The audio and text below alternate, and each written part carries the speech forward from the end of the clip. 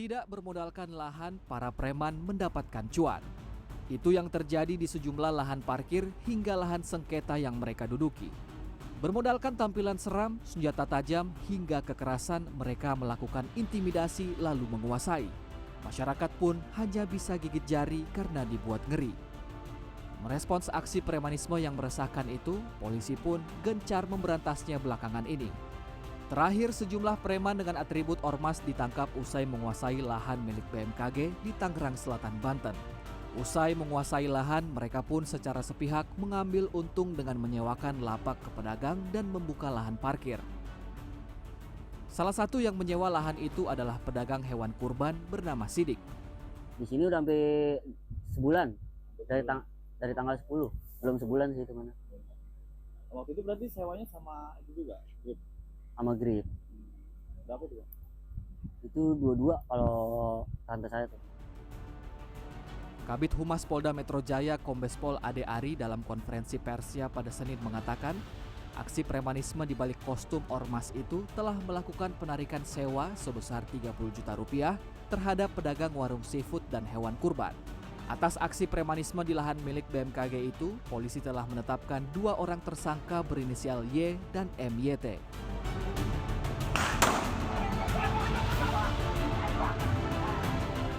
Tidak hanya mendapat cuan dari penguasaan lahan yang disengketakan, aksi preman juga kerap menguasai lahan parkir. Masih di daerah Tangerang Selatan, puluhan preman dengan atribut sebuah ormas ditangkap pada Rabu malam 21 Mei usai menguasai lahan parkir di Rumah Sakit Umum Tangerang Selatan. Fakta mencengangkan pun terungkap pada konferensi pers yang dilakukan polisi pada Senin 26 Mei. Direktur Reskrimum Polda Metro Jaya Kombes Wirasatya Triputra mengungkapkan, dari penguasaan lahan parkir di RSU Tangsel, para preman meraup pendapatan setiap harinya sebesar 28 juta rupiah dan dalam setahun bisa mendapat 1 miliar rupiah. Dari 2.700 atau hampir 2.800 rupiah. Sehingga di dalam satu hari, apabila kita akumulasi selama 1 tahun, ini bisa mencapai angka lebih dari 1 miliar. Dan ini sudah berlangsung dari tahun 2017. Sementara itu, merespons aksi premanisme dengan atribut ormas, pihak istana melalui Kepala Kantor Komunikasi Presiden, Hasan Nasbi menyatakan, pemerintah berkomitmen memberantas aksi premanisme. Namun terkait pembubaran ormas, Hasan Nasbi menyebut, pembubaran harus didasari dengan peraturan yang ada. Jadi banyak yang mau diatasi oleh pemerintah itu adalah premanisme. Ya. Tindakan-tindakan premanisme.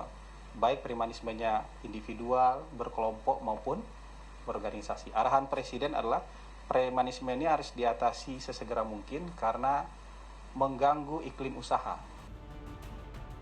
Hanya dalam waktu 11 hari Operasi Berantas Jaya 2025 atau pada 20 Mei 2025, Polda Metro Jaya telah menangkap sebanyak 2.406 orang terkait aksi premanisme di wilayah hukum Jabodetabek. Aksi premanisme yang dilakukan antaranya debt collector, pemerasan, penganiayaan, hingga pencurian dengan kekerasan. Dari para tangan preman, polisi menyita 405 atribut ormas. Tim Liputan, CNN Indonesia.